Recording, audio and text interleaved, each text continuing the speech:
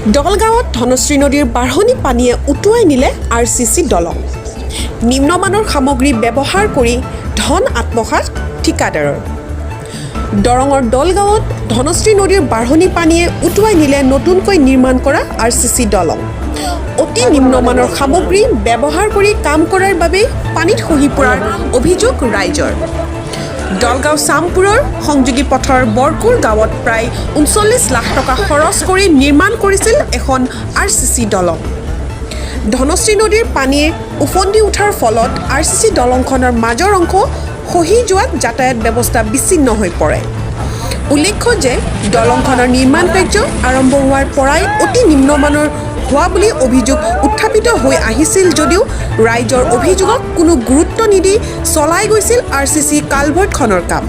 সেয়েহে ধনশিৰি নদীৰ বাঢ়নি পানীয়ে উটুৱাই নিলে নতুনকৈ নিৰ্মিত দলংখন। সেয়েহে উচ্চ পৰ্যায়ৰ তদন্ত কৰি লুণ্ঠনৰূপী ঠিকাদাৰ কবিৰ আলীৰ বিৰুদ্ধে বিহিত ব্যৱস্থা ল'বলৈ দাবী জনাইছে স্থানীয় ৰাইজে।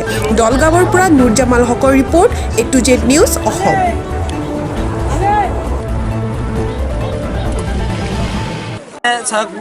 কাম ইতিমধ্যে সমাপ্ত কৰিছে। আজি একমাহ হোৱা নাই সমাপ্ত কৰিছে কাম।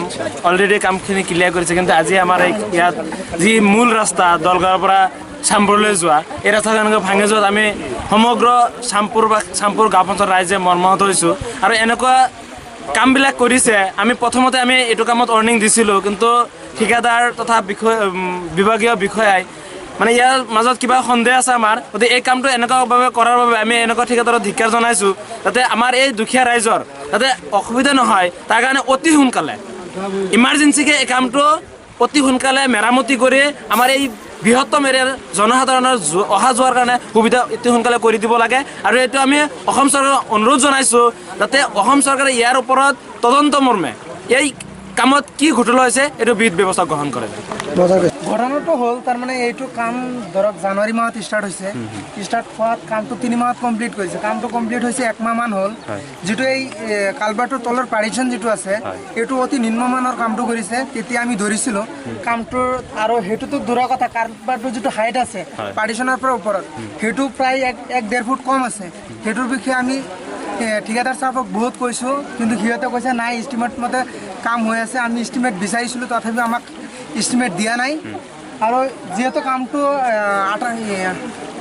38 লাখ টকাৰ কাম, ইমান নিম্নমানৰ কাম কৰিছে যে এতিয়াই কালভাৰ্টটো খহি পৰি গৈ আছে। আৰু ইফালে কালভাৰ্টৰ ছাইডৰ মাটিবিলাকো খহি পৰি গৈ আছে।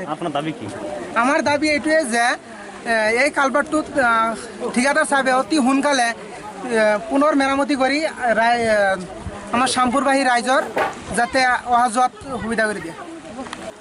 দলগাঁও সমষ্টিৰ সকলোৱে জানে তেওঁ এজন নিমাতী কন্যা। মানে আমাৰ বিধানসভাত একেই সময় মানে এনেকৈ টোপনি মাৰি থাকে।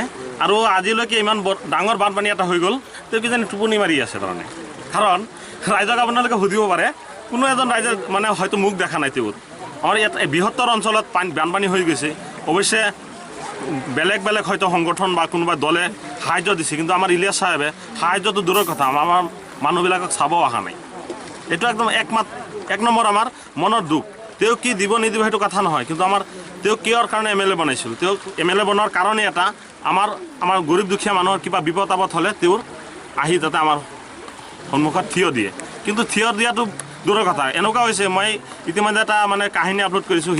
হিটলাৰৰ যিটো নেকি ৰাজনীতি, হিটলাৰৰ ৰাজনীতি আমাৰ ইয়াত 15 বছৰ ধৰি দলগাঁও সমষ্টিত চলি আছে।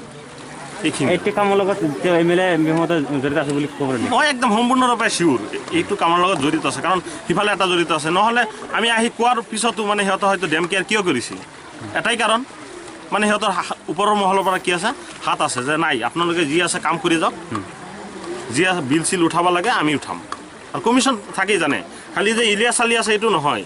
আমাৰ ইয়াত পঞ্চায়ত প্ৰেচিডেণ্ট আছে, জিলা পৰিষদ আছে। পঞ্চায়ত প্ৰেচিডেণ্টৰ নাম হয়তো মহিদুল ইছলাম, হয়তো তেওঁ আছে, জিলা পৰিষদো আছে। নিলোৰা চাহনাছ।